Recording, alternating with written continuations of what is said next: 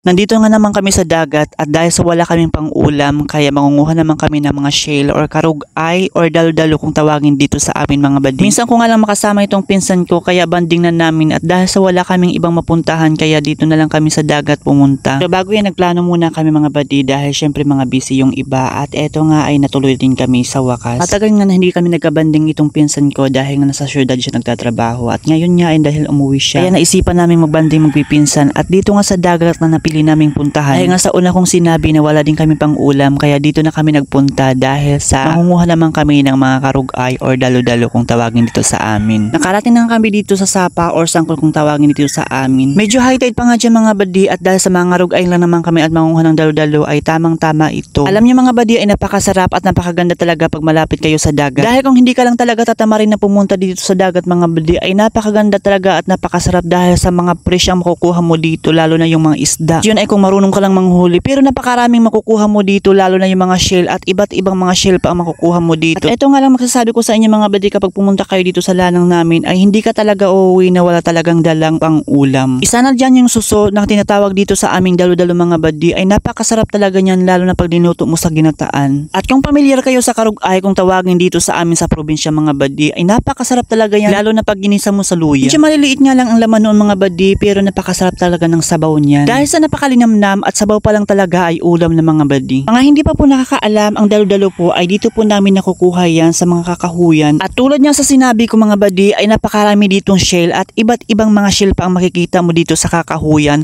Kaya't kung kayo pupunta dito sa amin mga badi ay mag-i-enjoy talaga kayo mamulot ng mga lamang dagat. Habang ako ay namumulot ng dalo-dalo mga badi ay tinawag ako nitong mga pinsan ko at meron niya silang nakitang crab at di ko alam kung anong pangalan yan. Kakaumpisa nga lang natin mamulot dyan mga badi at medyo nakakarami-rami na tayo dyan. Umpisa na nga manguha ng karugay itong mga pinsan ko at dyan nga sila nangunguha ng mga karugay kung makikita nyo mga badi dahil dyan lang merong karugay. Hindi na muna nga ako sumabay manguha ng karugay doon sa mga pinsan ko dahil gusto ko pang manguha ng dalo-dalo at gusto ko nga punuin yung lalagyan ko. Natutuwa nga ako habang nangunguha ng dalo-dalo mga badi dahil sa bukod napakarami ay napakalalaki pa nito. Meron niya ako napansing bunga dito ng isang kahoy mga badi at etong ipapakita ko sa inyo. Itong bunga nga nung bata pa kami ay ginagawin naming hikaw. At eto nga nilalaro namin mga badi kapag pumupunta kami sa dagat nung bata pa kami. Sarap na sarap nga kung manguha ng dalo-dalo dito mga badi dahil sa napakasuso or napakarami talaga na makukuha mo dito at napakalalaki pa. Halos napakabilis nga mapuno yung bulagyan ko ng dalo-dalo mga badi at ayun nga ay nagdesisyon na ako na manguha ng karugay mga badi dahil sa puno na yung lalagyan ko. Ganito nga kami manguha ng karugay mga badi at eto nga yung paraan para mas mabilis namin mahanap yung karugay. Kaya kung nagustuhan nyo ang aking video at nakaka-relate kayo ng buhay probinsya ay maaari kayo mag-subscribe,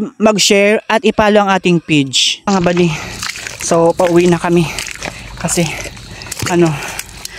hapon na. So ito yung nahuli ko. Dami. Tapos yun naman yung mga pinsan ko.